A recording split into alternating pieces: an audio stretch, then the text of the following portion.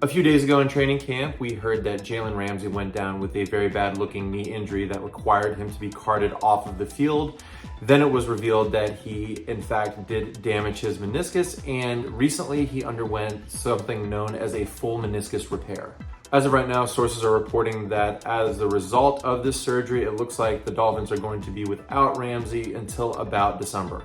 Since some people may not be too familiar with what a meniscus is and how the repair impacts recovery, I'm going to go ahead and focus on that with this video. Welcome back, everybody. If you're not familiar with me, my name is Nick Gallo and I'm a doctor of physical therapy. And with my channel, I try to explain sports injuries so that they're a little bit easier to understand. I also go over the anatomy of those injuries and talk about an appropriate timetable to return. If you like this video and you enjoy this content, please hit that thumbs up and subscribe to the channel because I will be making more videos in the future regarding sports injuries, rehabilitation, and other physical therapy related content. Also, if you have any comments or questions, please leave those in the comment section below.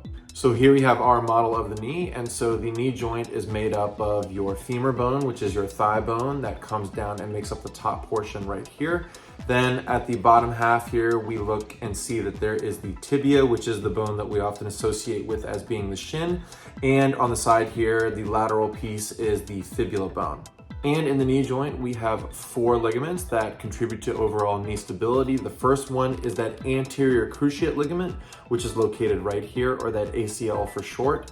As we go towards the medial portion or the inside portion of the knee, we have the MCL, which is the medial collateral ligament. On the outside or the lateral portion of the knee, this is our lateral collateral ligament, or the LCL for short. And finally, as we go to the back, this is our posterior cruciate ligament, or the PCL for short. And as we look deep inside the knee joint here, we have this blue piece that is on this model here. And this is your medial or your inside meniscus and your lateral or outside meniscus. So you have 2 menisci that essentially are located within inside the knee joint. Basically, you can think of these as shock absorbers between the femur and the tibia bones, made up of something known as fibrocartilage. Now, fortunately, in Ramsey's case, we know that none of those ligaments are implicated. However, we know that he is dealing with a meniscus injury and had that meniscus repair. So essentially what is going on, and there's not enough specifics at this stage, but generally speaking, usually it is that medial meniscus that undergoes that sort of tearing, but like I said, we don't know that for sure. But in order for somebody to essentially injure either the medial or lateral meniscus, what's going to happen is that person is going to undergo a force that's going to cause a lot of forceful twisting or torsion, which is going to damage those structures. So in a sport like football, where there is a lot of cutting and planting on the knee, sometimes you are going to get that forceful shearing force, and that can lead towards that meniscus damage. A telltale sign of somebody that has a meniscus injury is if the person is getting a lot of catching or a lot of locking in that knee, especially when they go to bend it, because what can happen is you can damage a section of the meniscus and that'll create a little flap, and it'll essentially get caught as that person is going through flexion and extension.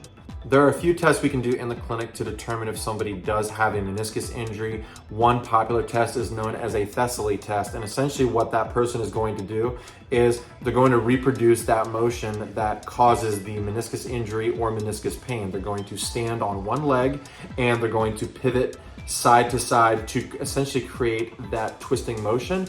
If that provider essentially wants to progress the test, they'll have them flex to about 30 degrees and then also go through that testing motion. Like I said, there's other tests, but that is a very popular one that's done in the clinic. The gold standard, of course, to determine if somebody has a meniscus injury is the MRI. There are 2 popular types of surgeries that can be done after a person is dealing with a torn meniscus. The first one is known as a meniscectomy. This is where they're going to just essentially cut out that damaged piece of the meniscus and they're not going to do any repairing. When a person elects to have this type of a surgery, usually the recovery time is much quicker because they're honestly just cutting out that damaged piece and there's no repair to protect. When a person elects to have a full meniscus repair, however, this complicates things a little bit because you do have to protect the repaired piece that they've essentially reattached to the meniscus. And since the meniscus predominantly acts as a shock absorber between the 2 bones, that's why that person cannot go back to sport as quick as when they do the meniscectomy. When a person elects to have that meniscectomy where they are cutting out the damaged piece of the meniscus, Generally speaking, they will return to sport anywhere between 4 to 6 weeks, depending on how they do with rehab. When a person elects to have a full meniscus repair, however, because we have to be very cautious about protecting the repaired part, that does complicate a lot of things because there is a long time frame essentially where the person is going to be anywhere from non-weight bearing to partial weight bearing, and this is going to depend on the surgeon. However, this can take several weeks, and because of this is why we have to be very cautious when rehabbing this person. And for about 6 weeks, we are also very cautious about how far we actually bend the knee. Typically, surgeons will say that we can bend it no longer than 90 degrees because it is very important, once again, to protect that repaired piece.